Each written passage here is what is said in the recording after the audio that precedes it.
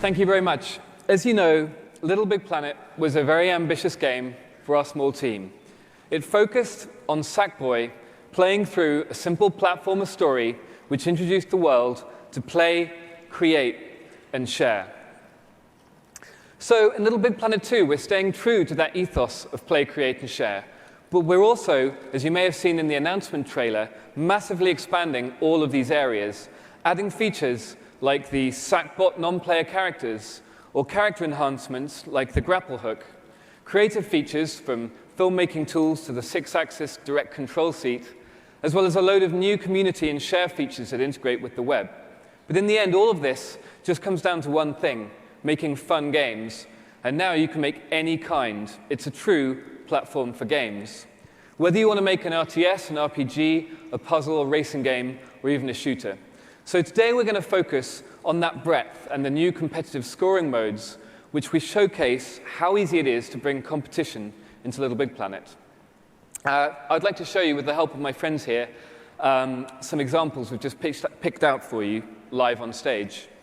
First up, we have Super Block Race. This is a super simple dexterity minigame, and it stars our Sackboys racing to match the falling blocks by pressing the X and O face buttons. Using direct control, you can create any mapping from the 6-axis controller to the gameplay. The time penalty for getting a mistake is balanced by the creator, and it's actually hiding a great depth to the gameplay.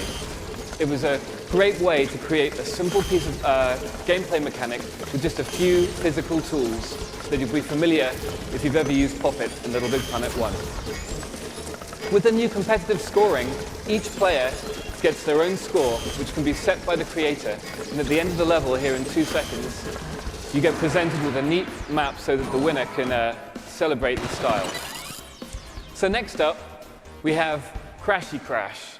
It's a kind of top-down sports sumo.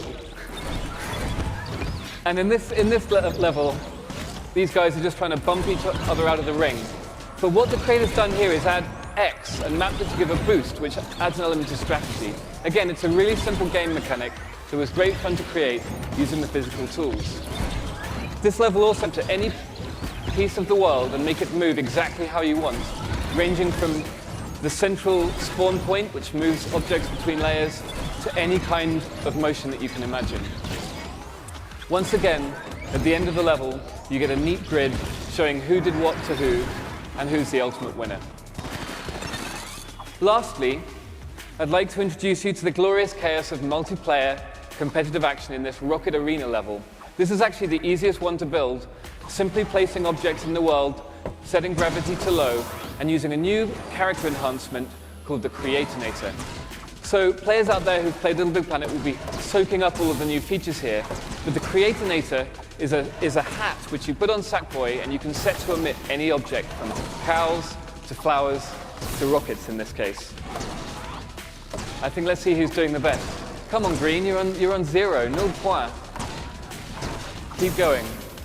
In the background, you see the holographic material. That's been used by many of our creators to create heads-up displays and things like that. In online, if you use a competitive mode, each PS3 gets its own camera, so it would be really easy to make a gigantic scrolling level in LittleBigPlanet 2. So to wrap up, I'd just like to show you some of footage of the kind of gameplay that you can expect in LittleBigPlanet 2. Because when we were creating these tools, really we wondered, what will the breadth be? We'll stay true to the platforming at the heart of LittleBigPlanet.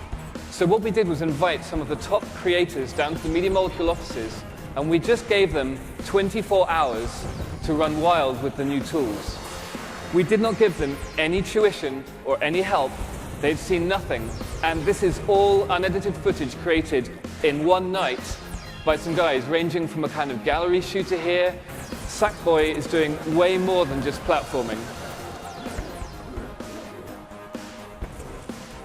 There were tons of different kinds of levels, and we've carried this breadth all the way through to the story mode in LittleBigPlanet 2, ranging from top-down racing games with AI characters, and even, in one instance, a full real-time strategy game with multiple units, unit creation, pathfinding, psychedelic 3D shooter, which takes place at the end of one of the boss fights in the game.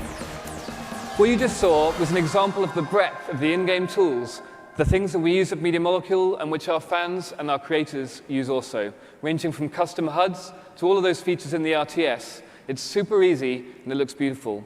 With LittleBigPlanet 2, the breadth and the possibilities are endless. You can make any kind of game you can imagine. It's truly a platform for games. Thank you for your attention.